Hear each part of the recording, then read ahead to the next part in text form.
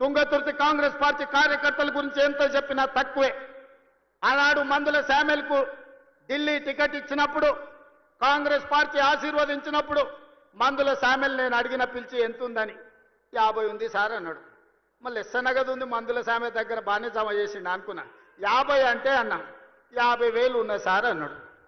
జేబులో 50,000 పెట్టుకొని తుంగతుర్తికి వస్తే 60,000 మెజార్టీతో గెలిపించిన మీ రక్తాన్ని చెమటగా మార్చి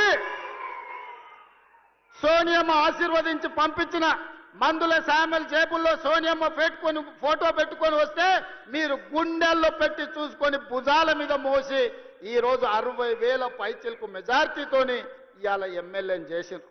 మందుల శామ్యుల్ వాళ్ళందరూ నీ కుటుంబ సభ్యులు, నీ సోదరు, వాళ్ళందరినీ నువ్వు మంచిగా చూసుకోవాలి.